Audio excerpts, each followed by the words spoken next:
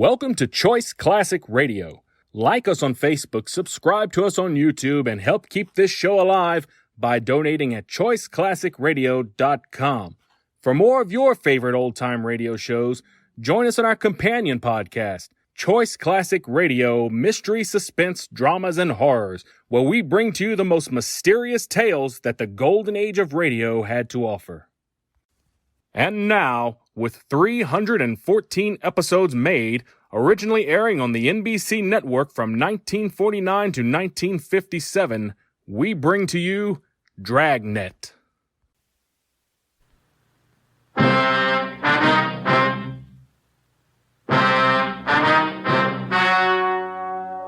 story you are about to hear is true.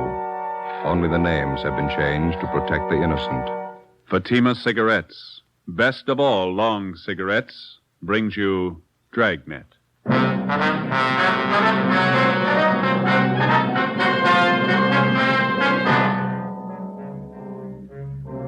You're a detective sergeant. You're assigned to homicide detail. An old couple suddenly disappear from one of the fashionable neighborhoods in your city. There's no trace of them, not a clue to their whereabouts. Foul play is suspected. Your job, find them. If you want a long cigarette, smoke the best of all long cigarettes. Smoke extra mild Fatima.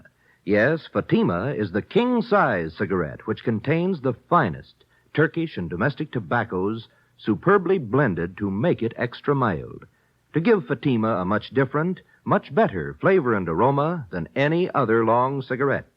That's why Fatima has more than doubled its smokers coast to coast. Enjoy extra mild Fatima yourself. Best of all, long cigarettes. It's wise to smoke extra mild Fatima. It's wise to smoke extra mild Fatima.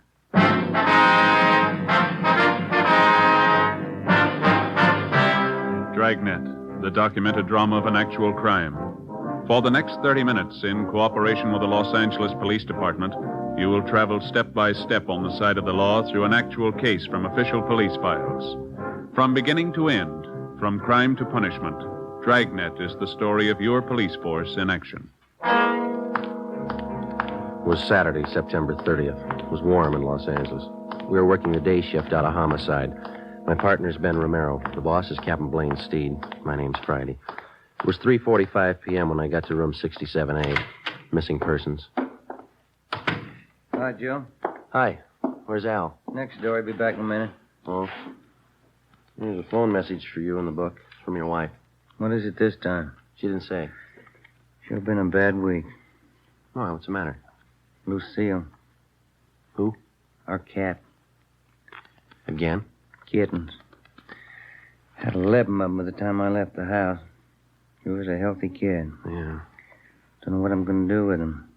Hey, your mother likes cats, doesn't you, Joe? You gave us 2 from the last litter. We still got them. They're as healthy as their mother. Yeah? Never pass up a meal. Hi, Joe. Hi, Al. Sorry to keep you waiting. Just getting this report straightened out. Here you go. Uh-huh. Mr. and Mrs. Walter Apperson. How long they been missing? Well, today's the 4th day. They're an elderly couple. One of their next-door neighbors got a little worried when he didn't see him around the house. Came in yesterday and filed a 316 on him. Let's see. Clarence Stokely. Is that the neighbor? Yeah. It says here he lived next to the Appersons for 28 years. Never known him to take off like this. Checked Apperson's cottage out there. Dirty dishes on the kitchen table. Not the way an old couple would leave a house normally. How about friends and relatives? Miss Stokely called him. None of them have seen or heard from the Appersons for a week. Checked out 2 of their 3 living relatives, cousin in Eagle Rock, niece in Alhambra. They don't know a thing. Wonder if I can see that, Ben. Oh, yeah. Thank you. Well, how about the third relative? Nephew, is that it, Joe? Yeah. Frank Apperson. Says here he goes to a private college out near Monrovia. I haven't been able to contact the kid. He's away on a vacation. Possible the old couple might be with him? Not according to Stokely. Says the Appersons seldom spend any time away from their home. That's all we've got to go on, huh? Just the neighbor's story? Yeah. Oh, he says he checked the garage, too. The Appersons' car's gone. How does that tie in? Well, Mr. Apperson hasn't driven the car for the last year and a half. He has a nephew or some friend drive whenever he wants to go out. One more thing. May mean something, may not. What's that, Al? Mrs. Apperson's an invalid. Yeah? She hasn't left the neighborhood in 10 years. 4 p.m. Ben and I left the office and drove out to interview the neighbor of the missing couple. After checking at his home, we finally located him at his place of business, a small barber shop at the corner of 54th Street and Maxford Place. The chipped gold lettering on the window read, Jim Dandy Tonsorial Parlor. Smaller lettering in the right-hand corner of the window read, Proprietor Clarence Stokely. Except for a man in a white barber's smock sitting in the first chair, the shop was empty. How do, gentlemen? Hi. How are you? You Clarence Stokely? That's right. Police officers, Mr. Stokely. I'd like to talk to you about the missing persons report you filed yesterday. Oh, yes. Glad to help. You found out anything yet? You know the Appersons pretty well, do you, Mr. Stokely? 28 years. Sure worried about Walter and Kate. Never known them to do anything like this. Say, I couldn't be of service to you, could I? I just had a haircut a few days ago. How about you, Joe? Looks like you could stand a trim. We could talk it over while I cut your hair. Don't think we'd be disturbed. Face to look well. Yeah, okay, fine. Here, I'll take your coat. Oh, thank you. First chair there. You bet.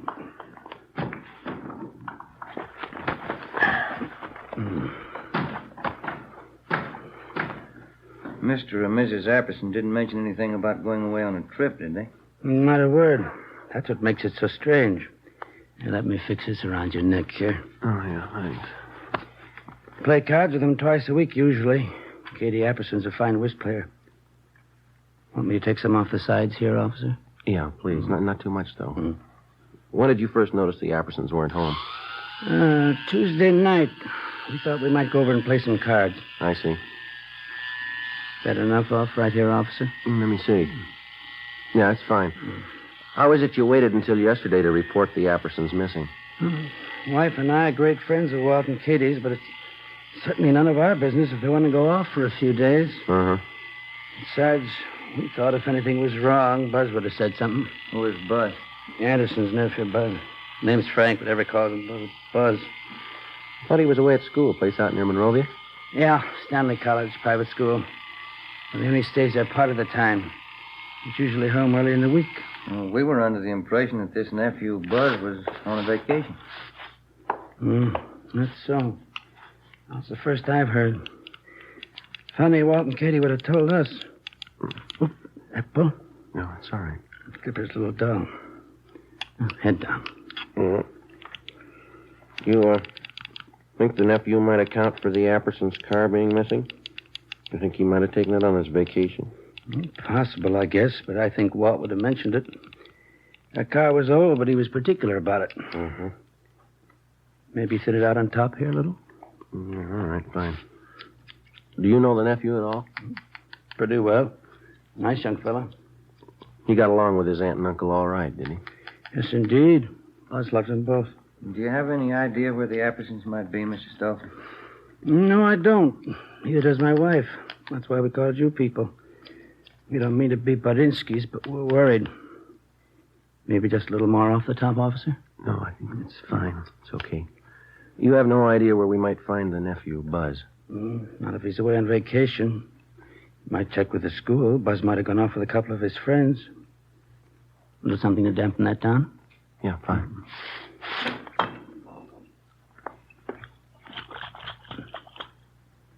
Yeah, that porch light of theirs been burning for 3 nights and 3 days. It really kicks up the old electric bill. Maybe the Appersons may have overlooked it. Huh? Maybe. All right, sir. Yeah, it's a good-looking haircut if I say so myself. Yeah. It's fine. Oh, here you go. Thank you. Oh, here's our card, Mr. Stokely. We'll be checking with you. Bye. Bye.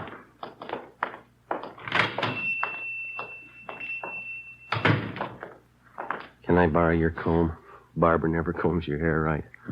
That's not going to help you. Huh? It's the way he cut it. What do you mean? He put the part on the other side.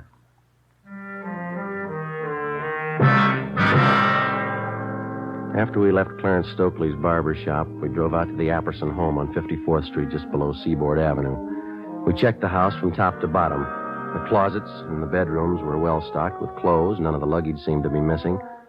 In the basement, back on one of the cupboard shelves, we found a bottle of cyanide. It was half filled.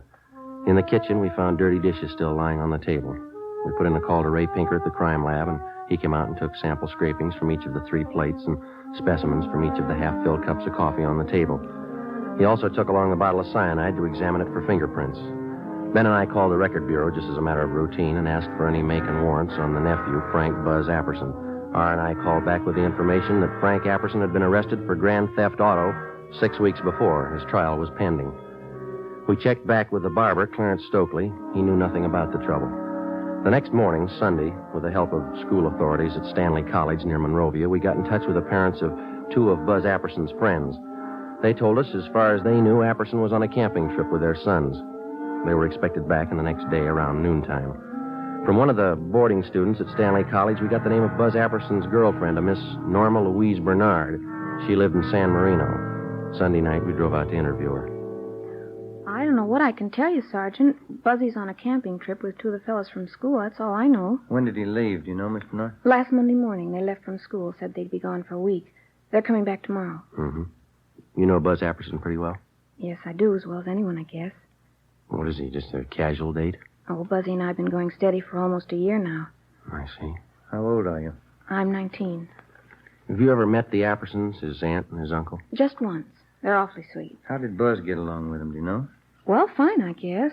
The only argument Buzz ever told me about was a month ago. He wanted more allowance, and his uncle said no. Was Buzz ever in any trouble, to your knowledge, Miss Bernard? I don't think I know what you mean. What kind of trouble? Well, I mean, was he ever in any trouble at the college or with the law in any way? Oh, you mean that car Buzz took about 2 months ago? Yeah. We were supposed to go to this school dance, and Buzz didn't have a car. I guess he was ashamed. He said he knew the fellow he borrowed the car from, but the day after the dance, the cops came. How did his uncle react to that? Well, there was a terrible row, Buzz said. I really shouldn't be telling you. Bud made me promise. How were feelings between the boy and his uncle before he left on the trip? Did he mention anything to you about that? Well, we had a date last Sunday night. I asked him how things were at home. He didn't seem to want to talk about it. The last time you saw him was Monday morning. Is that right? Yes, just before he left on the camping trip. Well, you're sure he went on that trip? Well, of course I'm sure. How do you mean? He said, no matter who asked you, I went on a camping trip. He said it a couple of times. Did he offer any explanation? No, but I knew everything was all right. Oh, is that so? How? I could tell. The way he kissed me.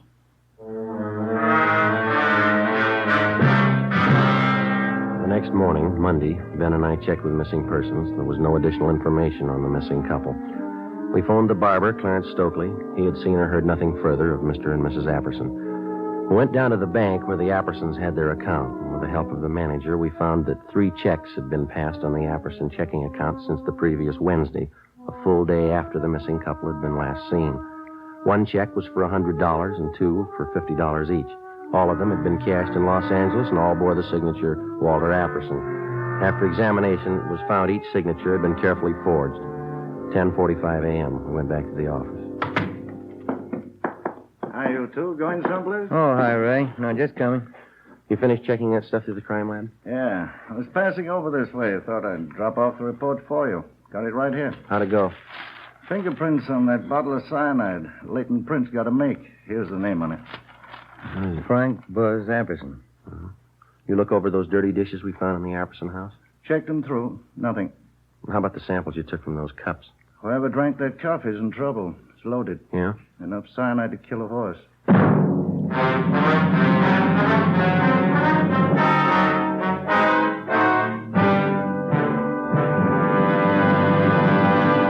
You are listening to Dragnet, the case history of a police investigation presented in the public interest by Fatima Cigarettes. If you smoke a long cigarette, it will be in your interest to listen to this case history recorded by a typical Fatima smoker. Hi there. My name is Bab Beckwith. Bab. That's short for Bethany Ann Beckwith. I live in New York City, and I'm a fashion stylist. The other day, at a showing of the new fall styles, I ran out of cigarettes. A friend of mine, a designer, introduced me to the new long Fatima. I really wish someone had told me about them sooner. Fatimas are a lot milder than the cigarettes I've been smoking, and they have a delightful flavor, too. I'm very glad to recommend them to you, because I know from experience it's wise to smoke extra mild Fatimas. And more smokers every day are finding that out. Actual figures show extra mild Fatima has more than doubled its smokers coast to coast. So enjoy extra mild Fatima yourself. The king-size cigarette, which contains the finest Turkish and domestic tobaccos, superbly blended to make it extra mild. You will prefer Fatima's much different, much better flavor and aroma. You will agree. It's wise to smoke extra mild Fatima. It's wise to smoke extra mild Fatima. The best of all long cigarettes.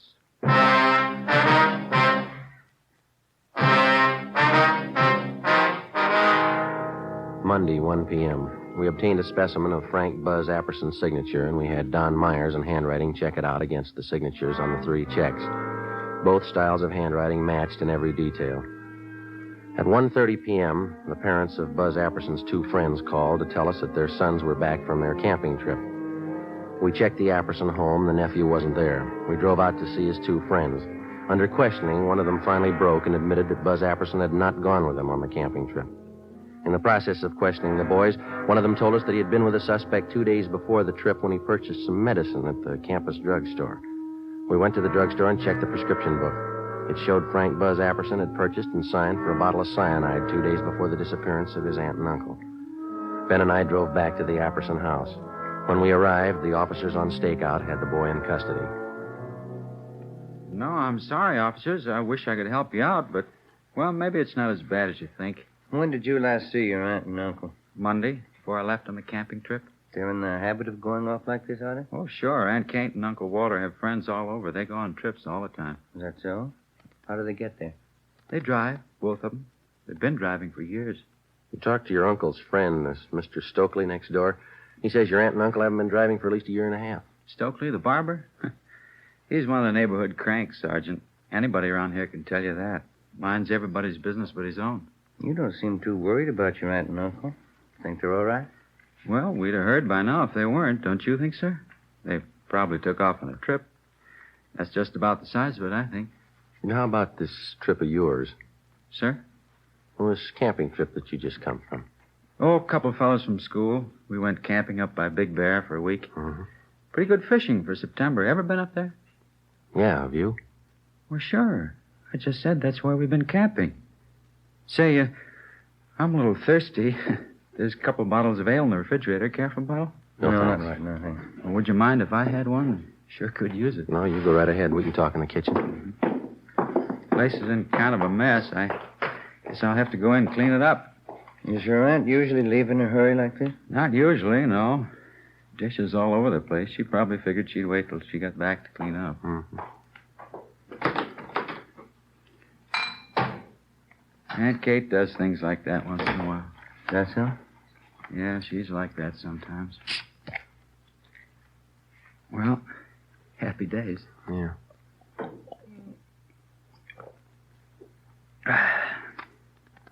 Okay, Buzz, you want to tell us? Where are they? Your aunt and uncle. What happened? Say, I don't think I know what you're talking about. What's the trouble? Come on, Buzz. You know what the trouble is. Let's have a straight story. It's going to save a lot of time. Sir? We can draw it out as long as you like.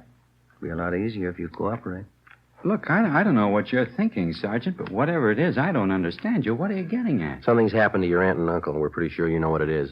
Well, how could I? I've been away on this camping trip. You've been away, but not on a camping trip. Sir? We've checked you out from the day you came to live with your aunt and uncle, Buzz. You're going to make us spell out the whole record for you? But I've been away. I just got back. I don't know what's happened. We found a bottle of cyanide in the basement cupboard. Your fingerprints are all over it. Well, sure, that figures. We use it for bug poison in the garden. I take care of the garden. I use it all the time. You use it in coffee? Sir? The police chemist checked what was left in 2 of the cups that were on that table there. Cyanide in both of them, enough to kill 6 people. Now, look, boy, we've talked to your neighbors, your teachers, your girlfriend, Norma, and those 2 pals you were supposed to go camping with. Now, we can drag all of them out if we have to. They're going to make a liar out of you. Sir? I think you got it the first time. Well, there couldn't be any cyanide in those cups. Why should there be? We think you can tell us that. But I can't. I don't know anything about this. I haven't any idea what you're talking about. Is this some kind of a gag? You know better than that. How about those checks, Buzz? Sir? The ones you forged your uncle's signature on. You need the money that bad? I didn't forge any checks. I was away on a camping trip. Dave and Willie were with me. They can tell you. You got in a row with your uncle. Maybe about that stolen car. Is that how it happened? It had nothing to do with it. I want to see Norma. I want to talk to Dave and Willie. They'll tell you. How about the man at the campus drugstore? Sir? One you bought the cyanide from. You want to talk to him, too? Look, are you two fellas kidding me? This must be some kind of a gag, is it? Your aunt and uncle are missing. There's evidence of foul play. Now, does that sound like a joke? Well, how should I know where they are? I wasn't there. I want to talk to Norma. I want to see Dave and Willie. They'll tell you. Why don't we drive over and see him now? It's all right with us. Want to get your coat? Sure. Norma's the girl I'm engaged to. Dave and Willie are my best friends. They know everything about me. A couple of real nice guys. That's so? Sure. Well, let's go, babe. Yeah. Dave and Willie have been all through school with me. They can vouch for me. Yeah? Sure. You can take their word, too. We will. 5:50 p.m. We left the Apperson house, drove across town, and headed over the Arroyo Seco toward the home of the suspect's friend, Dave Killefer. 6:33 p.m. We took a right turn off the freeway, headed south for another mile, and finally pulled up in front of the Killefer home. Buzz Apperson's friend, Dave, met us at the front door. What's it all about, anyway, Buzz? What's the pitch? Well, that's what I want to know. Look, is this some kind of a gag you guys cooked up on me? We were on the trip, Buzz. I don't know anything about any gag. What's all this about your aunt and uncle? I don't know. That's what these officers want to find out. I'd like to have you tell us again, Dave. Was Buzz here with you on that camping trip? Sure, that's why we came over. Now, tell him about it, you know. All right, let's have it, Dave. Was he with you on that trip?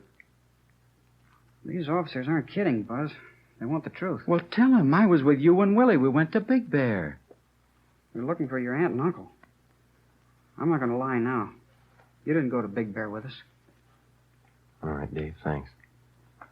Well, he's lying, officers. Who put you up to this stunt, Dave? They'll throw you in the jug for a gag like this. Who's behind it? You're the guy who said it was a gag. You told us to tell everybody you were up at Big Bear with Willie and me. How about leveling? What's it about? He's lying. What's it about? You've got nothing to hide. Have you? He's lying. You can tell that, can't you? Let's go talk to Willie. He'll tell you the truth. Joe? All right. Thank you, Dave. That's all. All right, Sergeant. Sure there isn't anything I can do? No, thanks. Just the same. Good night. Okay. Good night.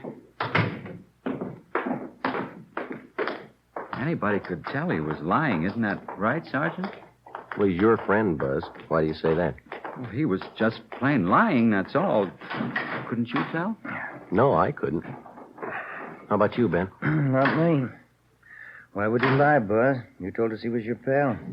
Some kind of a stupid gag they're pulling. Gang in the fraternity I belong to. Dave's one of them. They've done it before. I don't know why they're lying, but they are. Where's your friend Willie live? Sir? You said you wanted to drive over and have us talk to Willie? Oh, yeah. Where does he live? Look, would you mind very much? How's that? I got a terrible headache. Would you mind very much just driving around a while? I'd like to clear my head a little. I can't figure this thing out. All right. Why don't you roll down the window there, Buzz? Okay. Yeah. Air feels good. Sure is hot out tonight. Yeah, Been a pretty long summer, hasn't it? Yeah, it has. Say, I guess maybe we ought to forget about going over to Willie's place. He strings along with the rest. He'd probably lie, too. You said you wanted us to have a talk with him. Yeah, but I've been thinking about it. He'd only lie. It'd be better if we drove over to see Norma. That's the girl I'm engaged to. Yeah, that's what we understand. If anybody can give you a straight story, Norma can. She doesn't live far. Straight down the road here into San Marino. Yeah, we know. Oh. Sure would appreciate it if you'd drive over there. Okay. Norma can straighten this thing out. Swell girl. We're going to get married as soon as we can. Oh? Yeah. She saw me leave on that trip to Big Bear. She won't lie to you. Sure wish my aunt and uncle had left a note where they were going. All this trouble. You mind if I lay out a couple of things for you, Buzz? Now, what do you mean? When a police officer picks somebody up, he's got a good reason for it. Yeah, but Dave was lying, Sergeant. You know that. It's a lot more than what Dave had to say. Now, you've done something wrong. We don't know what exactly, but we've got an idea, and we're going to find out. You can't prove anything. I got that cyanide for the garden. We use it around the house for different things. You don't use it in coffee cups. What happened, boy? Where's your aunt and uncle? Next turn for Norma's house, up by the signal. Turn left. Yeah. Come on, Buzz. You know what happened. You're going to have to face it sooner or later. If it's not tonight, then tomorrow morning or tomorrow night or the night after. But I don't know what happened. The facts say you do, and they're not going to disappear. Now, you made the problem. It's going to stick out in front of you till you find an answer. How about it? Norma will know what to do. Wait till I talk to Norma. Why don't you stand up and face it, boy? Getting your girl mixed up in this isn't going to help. She'll know what to do. Can she find your aunt and uncle? Can she? How about the 3 checks? How about them? Can she explain those signatures that you forged? Maybe those fingerprints on the cyanide bottle. Can she help you out there? Now, look, Buzz, I believe you. You love the girl. Do you want her mixed up in all this? Here we are, Joe. Okay. That's the right house, isn't it? Yeah? Yeah, that's Norma's house. All right, what's it going to be? Do we go in? She'd cry. She'd only cry. Norma thinks a lot of me. Yeah? She's a swell girl. I don't want to have to tell her. She'd only cry. Yeah. I killed my aunt and uncle. 8 p.m. Buzz Apperson directed us to drive to San Pedro to the west basin of the Los Angeles harbor. We got out of the car and followed him to the end of one of the piers. He told us his story, and we put in a call to the office. Within half an hour, a fireboat and a barge were on the scene, and a diver was sent down into the water a few yards from the edge of the pier. We stood by and watched. Buzz Apperson, Ben, and I. I put quite a bit of cyanide in the coffee. I had to be sure. How'd you manage to get both of them in the car? I waited till way after dark, and then I dragged them out. Drove down to the end of the pier right here. Put the car in low. It went over, right where the diver went down, just this end of the barge. All right. Clear those lines up there. Here's the first one. You better stand back there. Yeah, watch it. Okay, sir. Let's go.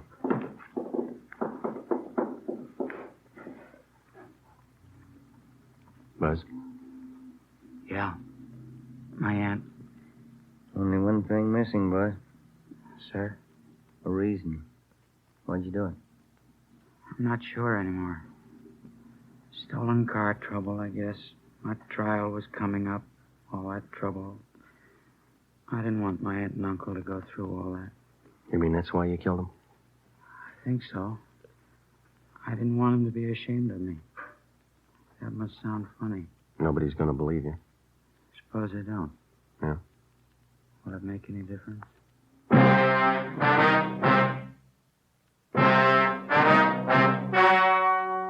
The story you have just heard was true. Only the names were changed to protect the innocent. On December 15th, trial was held in Superior Court, Department 92, City and County of Los Angeles, State of California. In a moment, the results of that trial. And now, here is our star, Jack Webb. Thank you. To successfully prosecute a criminal suspect, the working detective gathers all available physical evidence. And in the crime lab, this evidence is carefully selected and screened to determine its worth. So with a cigarette. The makers of Fatima select and buy the finest tobaccos, both Turkish and domestic. And then these tobaccos are skillfully blended to make Fatima extra mild. Best of all, long cigarettes. Pack after pack, they're extra mild. Now, if you're a long cigarette smoker like I am, smoke Fatima.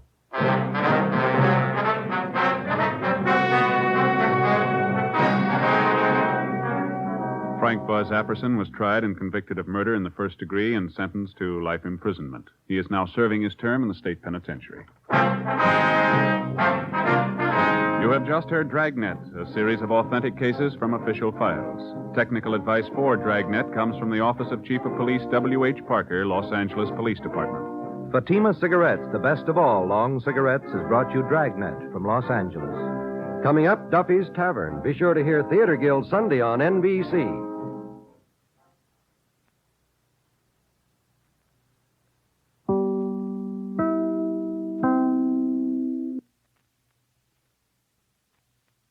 That concludes today's episode. We'd like to thank you and remind you to donate at choiceclassicradio.com. Remember, your donations make episodes like this possible.